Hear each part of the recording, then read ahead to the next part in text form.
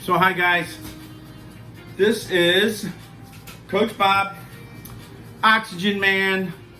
I don't know, I've been referred to a lot of other things, but since I've been blogging, which I've been having a lot of fun doing it, with Care Medical, everyone refers to me as Coach Bob. Yep, and the O is for Ohio State or Oxygen Man, no matter how you look at it.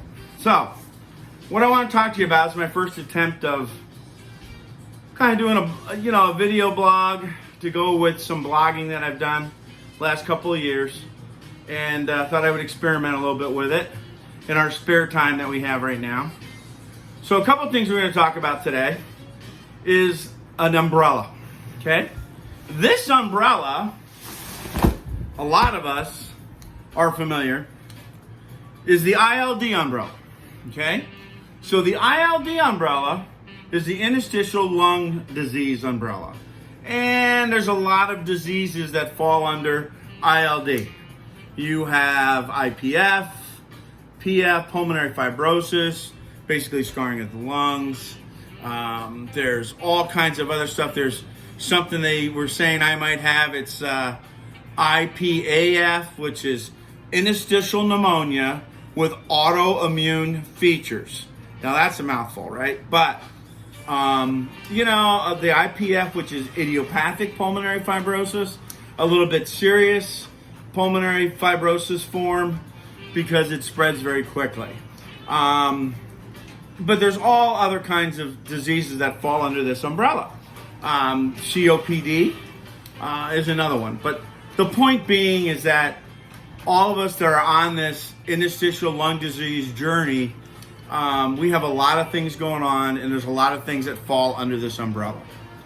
So anyway, there's another umbrella that's starting to develop right now, and it's called CFS. I don't know if you've ever heard of CFS. There is a medical term, CFS, which is chronic fatigue syndrome. Chronic fatigue syndrome can come from many things.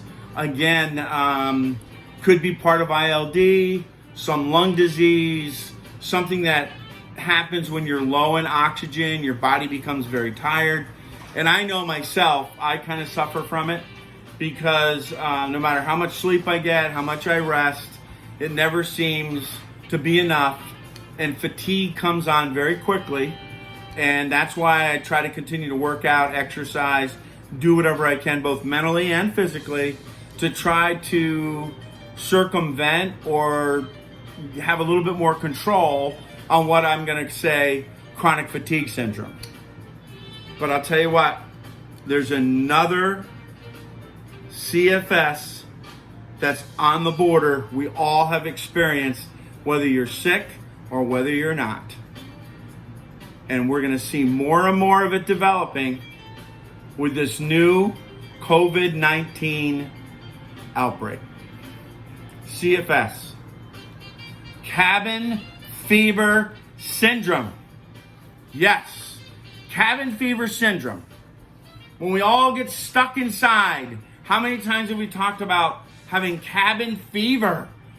Oh, it's a beautiful day out, and we can't go outside. We can't go out and do some of the things that we normally would do. Meet people, have picnics, whatever. So you start developing cabin fever syndrome. When you are stuck inside in the winter, us folks and citizens in Ohio, when it's snowy out and windy and cold, we develop cabin fever syndrome very, very quickly. It comes in and you get kind of crazy, right? Well, you know what? There's things we can do. Cabin fever syndrome is nothing more than another umbrella, okay? And we can combat that cabin fever syndrome. Yes, we can read books, we can watch movies, we can take on new hobbies, we can spend family time together, we can do more things with our kids that we didn't have time to do. We can FaceTime people, on our phones. We can do crazy videos. We can share our experiences with people on the phone. I know there's some people we've been taking baked goods around, standing outside, waving to them, singing to them, dropping off food. Another thing is, you'll see in this blog that I'm writing now, suggestion might be writing some letters, some notes, whatever it might be.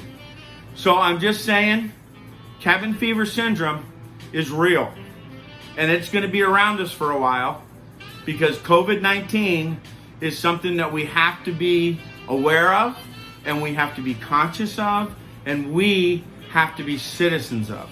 So I am in my bunker that I've referred to many times. This is my incubator or quarantine bunker. Okay, has all the convenience of home, little TV in the back, right? Have stuff hanging up, pictures. I love lighthouses and things like that in my room. Little computer in the background with lots of screens, so I can do that. So I kind of try to figure out ways to keep myself busy, try to find ways to teach myself, learn new things, cooking, whatever it might be. So my friends, more to come on cabin fever syndrome. We're going to share some more ideas and some more thoughts that happen with cabin fever. But the most important thing is, laugh every day, smile every day. But most importantly, stop the spread. Please be smart, be safe. Love you all. Coach Bob out for now.